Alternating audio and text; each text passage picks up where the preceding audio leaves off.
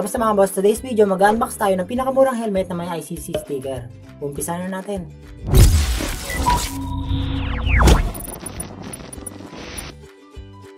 Dalawa yung binili kong helmet na may brand na XK. Yung isa ay half face na helmet, yung isa naman ay full face na helmet.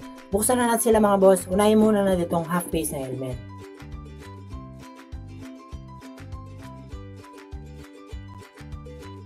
Ito na siya mga boss, yung half face na helmet natin. Wala siyang exact model na pangalan. Half face na helmet na dual visor yung binili ko. Yung main visor ang clear na lens, tapos dark lens naman sa loob. Kasing gaan lang siya o mas magaan pa sa ideal weight ng helmet pang bisikleta.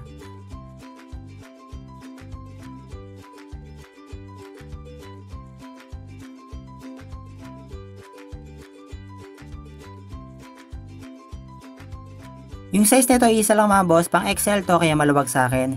Sa gilid niya normal na foam pero sobrang lambot, parang mas malambot pa to sa foam pag maghuhugas ka ng pinggan. Sa likod naman niya banda ay meron siyang around 15 to 17mm na polystyrene foam. Manipis yan para sa motor kasi nasa 22mm yung size ng ibang helmet ko. At parang kakaiba yung ICC sticker niya kasi meron akong SEC na helmet pero hindi ganito yung itsura ng sticker. Pakita ko sa inyo mamaya. Sa ngayon buksan naman natin yung full face na XK helmet. Ito na siya mga boss, parehas lang sila ng box, walang kahit anong nakasulat at ito na si full face na XK helmet. Dual visor din yan mga boss, yung sticker niya kaparehas lang din na itsura ng isang helmet na binuksan natin kanina. Dual visor na clear na lens sa harap at yung loob niya ay dark na lens. Walang extra visor na kasama sa box, tapos manual yung pagbabataas mo sa visor doon sa loob.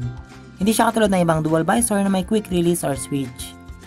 May iba-ibang variant at colors nito pero pare-paras lang sila ng base at sukat. Pang XL to, maluwag din sa akin kasi medium to large yung sukat ko sa ibang helmet katulad ng Evo at SEC. Yung foam niya naman mga boss may tatak na EXK sa loob pero knowing na manipis siya nasa 15 to 20mm yung foam tapos hindi pa umabot na 1 kilo yung weight nito kaya hindi siya ganun ka-quality pero yun nga budget meal mo siya nabili.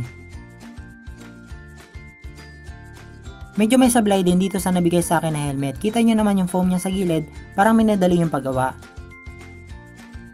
At yung isa ko pang pinagtataka dito yung sticker niya mga boss.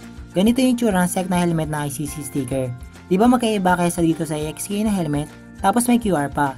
Kaya hindi ko sure kung legit or outdated lang yung sticker or fake yung ganitong sticker. Comment nyo na lang kung alin doon sa palagay nyo mga boss. Pero overall maganda naman siya tingnan. Conclusion natin mga boss, mga gamit naman natin to pero hindi ko marirecommend dahil sa nipis ng foam niya. Mabilis yung mga motor baka hindi kaya na yung impact kung sakali masemplang kapag ganitong helmet yung gamit natin.